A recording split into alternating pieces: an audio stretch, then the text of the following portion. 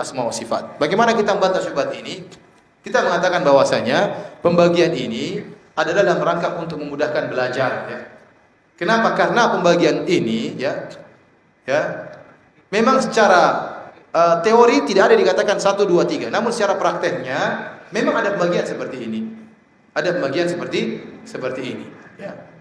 Ini sama seperti tatkala dalam hukum-hukum fikih, secara prakteknya di zaman Nabi, fikih itu terbagi menjadi 3. Hukum-hukum, ada hukum artinya mubah, ada menjadi 5. Ada yang mubah, ada yang makruh, ada yang haram, ada yang sunnah, ada yang wajib. Demikianlah para ahli fikih tatkala membagi hukum menjadi 5. Dan ini tidak pernah dinyatakan oleh Nabi sallallahu alaihi wasallam. Bahwasanya ketahuilah para sahabatku, hukum fikih terbagi menjadi 5. Ini Nabi tidak pernah mengatakan, dalam hadis palsu pun tidak ada. Ya, tetapi setelah diteliti, ternyata hukum-hukum yang disampaikan oleh Nabi bisa diklasifikasikan menjadi berapa? 5. Sama, masalah bagian tauhid menjadi 3. Ini hanya sekedar penelitian, sehingga setelah diteliti ternyata diklasifikasi tauhid itu bisa dibagi menjadi apa? Menjadi 3 untuk memudahkan belajar. Ini bukan perkara yang baru, perkaranya sudah ada, cuma penjelasannya memang dengan metode seperti ini memang baru. Tapi yang dijelaskan memang sudah ada. Sama seperti kita katakan hukum fikih terbagi menjadi 5, sudah ada sejak zaman Nabi sallallahu alaihi wasallam. Hanya teori metode penyampaian hukum fikih menjadi 5 itu baru zaman sekarang, zaman para ulama. Sama seperti tatkala kita mengatakan namanya kalimat dalam bahasa Arab terbagi menjadi 3. Ada namanya huruf, ada namanya ism, ada namanya fi'il. Di zaman Nabi ini tidak ada. Ini sekedar, namun fi'il, isim dan huruf ada dalam pembicaraan bahasa Arab. Sama, tidak ada pembagian bahasa Arab menjadi nahwu dan sharaf. Tidak perlu dibagi seperti ini, hanya metode untuk mempelajari bahasa Arab. Namun nahwu dan sharaf dipraktikkan oleh Nabi dan para sahabatnya. Ini berbicara tentang metode. Berbicara tentang metode. Dan ini berbeda dengan bid'ah-bid'ah yang muncul. Kalau bid'ah-bid'ah yang muncul, maka memang tidak dikerjakan oleh Nabi dan hakikatnya tidak ada. Hakikatnya tidak ada. Ya, seperti tatkala Ibnu Umar radhiyallahu ta'ala anhuma, kemudian ada orang yang bersin di samping dia mengatakan alhamdulillah wassalamu ala rasulillah. Maka Ibnu Umar tegur, bukan begini Nabi ajarkan kami doa bersin. Nabi ajarkan cuma apa? Alhamdulillah. Tidak ada tambah salawat kepada Nabi sallallahu alaihi wasallam. Maka kita mengatakan tatkala seorang bersin kemudian mengucapkan alhamdulillah dirangkai dengan salawat, ini bid'ah. Kenapa? Prakteknya tidak ada di zaman Nabi sallallahu alaihi wasallam, tidak ada. Ya. Kalau mau bersalawat silakan bersalawat, namun jangan jadikan rangkaian dalam bersin. Ya. Sama seperti Al-Hafidz Ibnu Hajar rahimahullah tatkala menyebutkan ada orang yang tatkala bersin dia mengatakan alhamdulillah, kemudian dia menyelesaikan surat Al-Fatihah. Hashim, alhamdulillahirabbil alamin, arrahmanir rahim, maliki yaumiddin, iyyaka na'budu wa iyyaka nasta'in, ihdinas siratal mustaqim, siratal ladzina an'amta 'alaihim ghairil maghdubi alaihim waladdallin, amin. Yang mau jawab nunggu dulu ya. Yang mau jawab ya rahmukallah apa nunggu dulu. Kalau kita tegur kenapa kau baca Al-Fatihah? Siapa yang bilang Al-Fatihah jelek? Al-Fatihah memang baik, namun tidak perlu ente baca seperti itu. Cukup mengucapkan apa? Alhamdulillah. Nanti kalau anda mengucapkan Al-Fatihah sampai selesai, nanti ada yang lanjutkan lagi. Waladhdallin amin, alif lam mim, dzalikal kitabul la raiba fi. Jadi doa bersin jadi panjang ya.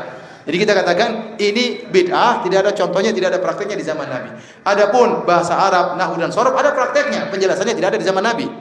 Paham? Sama seperti tauhid, rububiyah, uluhiyah, semua sifat ada di zaman Nabi. Kenapa? Rasulullah SAW mentauhidkan Allah dengan 3 sisi ini. Para sahabat mentauhidkan Allah dengan 3 sisi ini. Mereka mentauhidkan Allah dari secara rububiyah, mereka yakin bahwasanya hanya Allah yang menciptakan, hanya Allah sendiri yang memiliki alam semesta, hanya Allah sendiri yang mengatur alam semesta. Mereka yakin hanya Allah sendiri yang berhak untuk disembah, dan mereka yakin bahwasanya nama-nama Allah dan sifat-sifat Allah tidak ada yang menyamainya. Antum yakin Nabi memiliki keyakinan tersebut? Para sahabat keyakinan tersebut? Berarti ada dipraktekan. Hanya saja penjelasannya terbagi menjadi 3, itu baru muncul belakangan dalam rangka metode pengajaran. Maka aneh sebagian orang, ada seorang ahlul bid'ah di daerah Yordan, ya, daerah sana, daerah Suriah dan Yordan. Dia nulis sebuah buku bahwasanya barang saya membagi tauhid menjadi 3 sama seperti Trinitas. Subhanallah, apakah semua angka 3 sama dengan Trinitas? Apakah semua angka 3 sama dengan apa?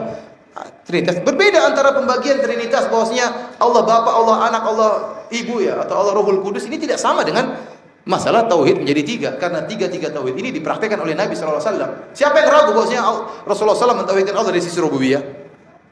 Tidak ada yang ragu. Rasulullah pasti yakin yang menciptakan alam semesta hanyalah Allah Subhanahu wa taala. Dan siapa ragu Rasulullah SAW mempraktekkan tauhid uluhiyah, Rasulullah SAW tidak pernah beribadah kecuali hanya kepada Allah. Dan siapa ragu Rasulullah SAW mentauhidkan asma sifat, karena Rasulullah SAW yakin tidak ada yang menyamai Allah dari sisi nama-namanya dan dari sisi apa? Sifat-sifatnya. Jadi yang pembagian 3, tauhid menjadi 3 hanyalah dari sisi apa? Metode. Kemudian para ulama juga menyebutkan, kenapa timbul pembagian seperti ini?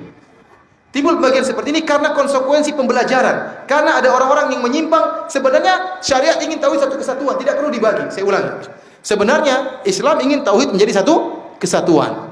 Namun karena ada sebagian orang yang salah paham tentang tauhid, sehingga dia hanya mengamalkan sebagian tauhid, sebagian dia selisihi. Maka perlu ada pembagian dalam rangka untuk mengembalikan menjadi satu.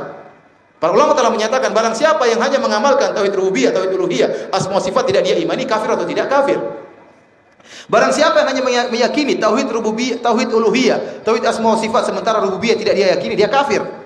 Barang siapa yang hanya meyakini tauhid uluhiyah, meyakini rububiyah dan asma sifat uluhiyah tidak diyakini, maka dia kafir. Maka ini dalil bahwasanya syariat ingin 3 tauhid ini menjadi satu, bukan untuk memisahkannya, tidak. Jadi pembagian tersebut tujuannya untuk apa? Menjadikan apa? Satu. Karena tidak boleh orang hanya beriman dengan salah satunya. Saya ulangi, pembagian yang dijelaskan oleh para ulama tujuannya untuk apa? Menjadikan satu. Kenapa ada pembagian tersebut? Karena ada sebagian manusia yang beriman dengan sebagian dan meninggalkan sebagian. Ini sebabnya. Ya, ini sebabnya, ya. Oleh karena para hadirin Subhanahu wa taala, di antara bukti ada sebagian manusia yang beriman dengan sebagian tauhid dan menyimpang sebagian tauhid adalah seperti orang-orang musyrikin Arab. Orang-orang musyrikin Arab, Allah berfirman tentang mereka dalam surat Yusuf ayat 106, kata Allah, "Wa ma yu'minu aktsaruhum billahi illa wa hum musyrikun." Tidaklah kebanyakan mereka beriman kepada Allah kecuali mereka syirik. Seakan-akan Allah berkata, tidaklah kebanyakan mereka bertauhid kepada Allah, tapi mereka berbuat kesyirikan. Lah, ini iman yang mana, syirik yang mana kalau begitu? Di sinilah butuh pembagian. Ternyata mereka beriman dengan sebagian dan syirik kepada sebagian. Dari sini setelah diteliti tentang tafsiran-tafsiran para sahabat tentang ayat ini, ternyata orang-orang musyrikin Arab mereka beriman tentang rububiyah. Mereka beriman bahwasanya Allah Maha Pencipta, Allah Maha Pemberi rezeki. Namun waktunya ibadah, mereka juga beribadah kepada wali-wali Allah, kepada orang-orang saleh, kepada Lata dan Uzza. Jadi pembagian tersebut muncul karena konsekuensi adanya penyimpangan. Paham? Sekarang Anda bagaimana menjelaskan bahwasanya orang-orang musyrikin Arab menyimpang? Kalau ditanya, mereka bertauhid atau tidak? Mereka bertauhid. Mereka syirik atau tidak? Mereka juga syirik. Loh, kok bisa bertauhid sekalian syirik? Nah, baru bisa kita jelaskan.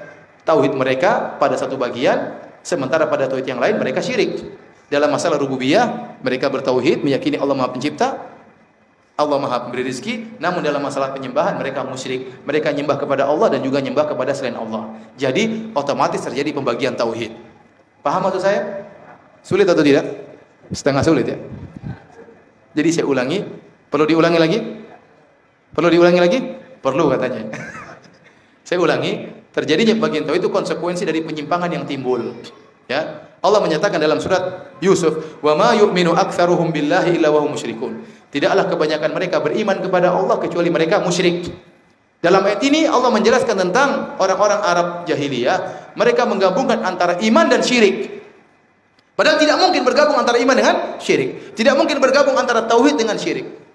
Tauhid ya syirik ya syirik. Berarti dari sini kita tahu, tauhid mereka berarti pada sebagian sisi, dan sebagian tauhid yang lain mereka berbuat apa? Syirik. Setelah diteliti ternyata tauhid yang mereka akui adalah yang berkaitan dengan penciptaan alam semesta, hanya Allah yang menciptakan.